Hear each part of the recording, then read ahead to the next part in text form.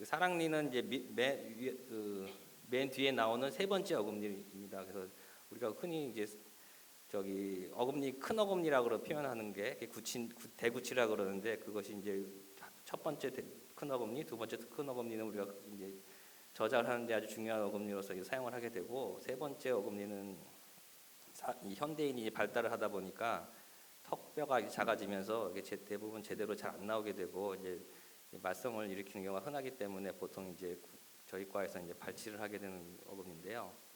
그래서 이제 제일 맨 뒤에 있다 보니까 이제 저기 사람이 성장하면서 이도 이렇게 한번 이갈이를 하지 않습니까? 그때 이제 이갈이를 하면 중에 이제 맨 마지막에 나오는 어금니입니다. 그래서 10대 후반에서 20대 초반에 나오기 때문에 이미 다른 이들이 다 자리를 잡고 있고 턱뼈도 더 이상 이제 커지지 않기 때문에 맨 뒤에 이제 잘 못 나오는 경우가 흔합니다. 그래서 그걸 이제 이가 바깥으로 나오는 걸 맹출이라 그러는데, 정상적으로 맹출이 안 되는 경우가 흔하기 때문에 잘 이렇게 깨끗이 관리하기가 쉽지가 않고, 그래서 염증을 일으키게 되고, 그래서 그 다양한 질환을 야기하게 됩니다.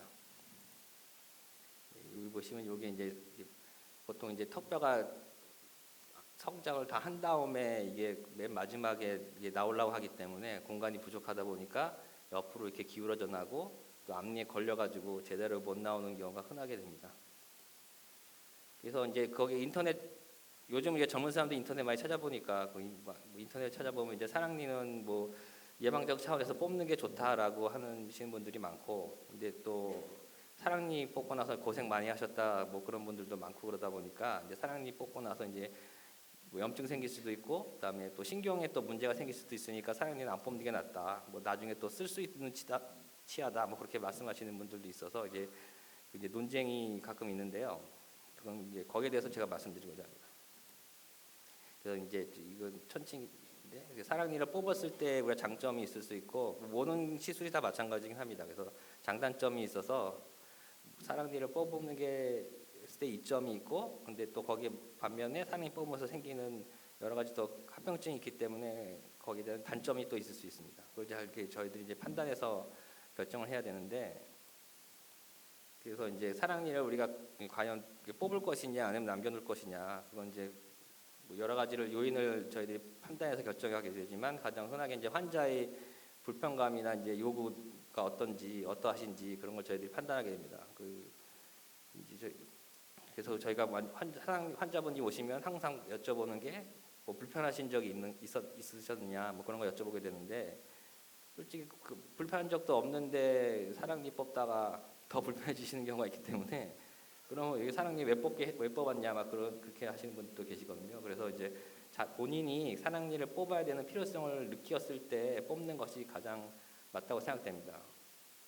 그리고 그래서 이제 환자분의 요구도가 중요하고, 그다음에 필요성을 느끼는 게 중요하고, 그다음에 이제 사랑니가 뭐 단순히 뭐 앞니 뽑는 경우처럼 간단히 뽑는 게 아니라 외과적 수술이 필요하기 때문에 이제 사랑니 뽑는 숫자의 경험도 또 중요합니다. 그것이 또 고려 사항이 될 수 있어서 이제 보통 이제 개인 치과에서는 잘 안 뽑으려고 그러죠. 이게 생각보다 힘들고, 또 아까 말씀드린 그런 합병증들이 있기 때문에 잘 안 뽑으려고 해서 이제 종합병원이나 대학병원을 많이 찾게 됩니다. 그래서 이제 외과의 경험, 그 지역 내에 그런 외과가 있느냐 없느냐, 그것도 좀 중요한 팩터가 요인이 될 수 있고, 그 다음에 이제 그렇다고 해서 그걸 우리가 뭐 경험적으로 이렇게 하는 건 아니고, 요즘 의술은 이제 근거 중심 의학이라 그래서 보통 이제 학회나 협회에서 가이드라인을 제시합니다. 그래서 거기 물론 그 딱 100% 맞지는 않지만 이제 거기 그 가이드라인에 맞춰서 치료를 하는 것을 원래 원칙으로 합니다. 물론 그래서 이제 오늘 말씀드린 내용은 그 사랑니를 이제 그러니까 세 번째 어금니에서 제3대구치라고 그러는데, 그것이 보통 아까 말씀드린 맹출이 제대로 안 돼서 그런 걸 매복이라고 표현을 하고, 그래서 매복 제3대구치의 빈도나 분류에 대해서 처음 말씀드리고, 그래서 제3대구치가 있을 때 생길 수 있는 문제점들, 반대로 이제 그걸 또 외과적 수술로 뽑았을 때 생길 수 있는 문제점들, 그리고 마지막으로 아까 말씀드린 그 가이드라인에 대해서 말씀드리고자 합니다. 이게 가장 흔한 이거 엑스레이 사진인데요. 이게 치과에서는 치과 파노라마 방사선 사진이라고 합니다. 파노라믹 뷰라고, 이제 사진에서도 이렇게 쭉 돌려서 찍는 걸 파노라믹 뷰라고 그러죠. 그래서 이제 치과도 이제 우리 턱뼈를 이렇게 쭉 돌려가면서 찍기 때문에 파노라믹 뷰 방사선 사진을 하는데, 이게 이제 자기 증명 사진을 본다고 생각하시면 됩니다. 그래서 이쪽이 오른쪽이고 환자분의 오른쪽이고 이쪽이 환자분의 왼쪽입니다. 자기 얼굴 본다고 생각하시면요. 그래서 오른쪽에 보통 흔하게는 오른쪽 이 사랑니처럼 이렇게 아까 말씀드린 거 공간이 부족하고 맨 마지막에 나기 때문에 이제 제대로 못 나고 옆으로 이렇게 누워 나는 경우가 흔합니다. 그러면 여기 이제 틈이 있기 때문에 여기 이제 음식물이 끼고 또 우리 몸에 입안에는 항상 세균이 있습니다. 세균이 있는 게 정상이고 세균이 없으면 그 오히려 문제가 있는 거거든요. 그래서 세균이 항상 있기 때문에 그 세균이 일로 침투해 들어가서 염증을 일으키게 됩니다. 그래서 여기가 음식물이 끼니까 이 앞니가 여기가 썩을 수 있고 여기 두 번째 어금니거든요. 두 번째 큰 어금니 그게 썩을 수 있고 또 침이 들어가면 세균이 침투하기 때문에 또 잇몸이 또 붓고 아플 수 있습니다. 그런 문제들이 생길 수 있는 거고 오른쪽 이게 왼쪽은 다행히 똑바로 나긴 한데 문제는 이게 공간이 부족합니다. 아까 말씀드린 턱뼈가 현대인들은 뭐 그렇다고 현대라 그래서 뭐 최근은 아니고 옛날 먼 조상들에 비해서 그렇다는 얘기인데 턱뼈가 하여튼 작아지다 보니까 원래는 어금니가 3개가 원래 저희들이 이제 있었는데 그게 이제 공간이 부족하게 된 거죠. 그래서 이게 똑바로 올라오긴 하지만 공간이 부족하다 보니까 뒤쪽으로 이제 뼈랑 잇몸이 이렇게 덮이게 됩니다. 여기도 이제 사이로 틈이 있기 때문에 또 마찬가지로 음식물이 들어가고 세균이 침투해 들어가서 염증이 생기고 그럴 수 있습니다.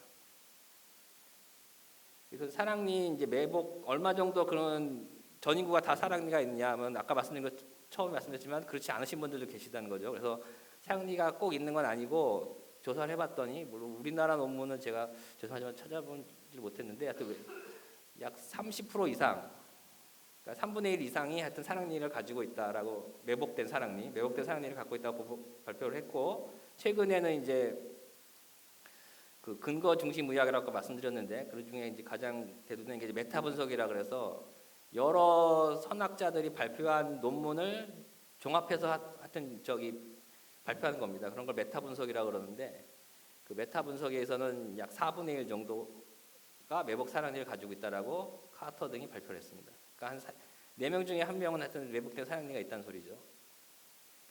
그 사랑니는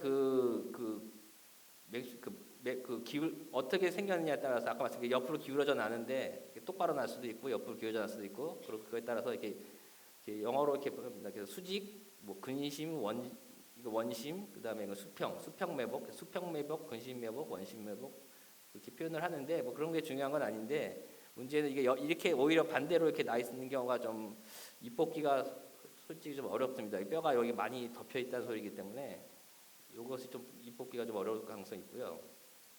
그다음에 그 위치나 얼마나 깊이 묻혀 있느냐에 따라서 또 불리한 게 있습니다. 그렇게 되면 뭐 예상하시겠지만 이렇게 공간이 부족하고 이 턱뼈에 대해서 공간이 부족하고 더 깊이 매복돼 있을수록 뽑기가 더 어려워지는 거죠. 근데 꼭 어렵다 그래서 근데 합병증이 생기느냐 하면 그런 건 아닙니다. 근데 이제 뽑을 숫자가 이제 좀 고생을 할 수 있는 거죠. 그래서 이걸 저희들이 보고 딱 이제 아까 그 치과 방사선 사진을 보고 이제 외과 애들은 이게 단순 외과 수술이다. 그냥 심플 서저리라고 하는데 그런 거나 단순인지 아니면 심플한지 아니면 컴플렉스한지 뭐 그런 걸 좀 예상하게 됩니다. 그래서 이제 이를 뽑을 때는 이 뼛속에 묻혀 있으니까 그냥 막 뽑는 건 아니고 잇몸을 절개해서 엽니다. 잇몸을 절개해서 열어서 이 뼈를 노출시킨 다음에 뼛속에 있는 이 드릴 이게 외과적 드릴이라고 저희 수술할 때 쓰는 드릴인데 이 외과적 드릴을 이용해서 이 뼈를 삭제하게 됩니다. 뼈를 삭제해서 이 사랑니가 매복된 걸 노출시키게 되죠.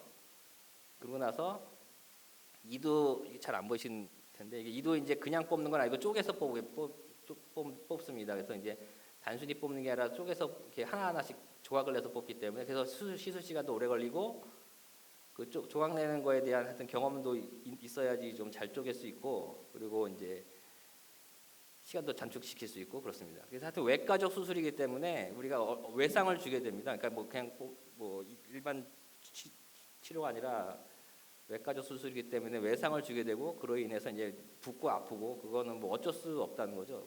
사랑니 때문에 붓고 아프고 그런 건 어쩔 수 없습니다.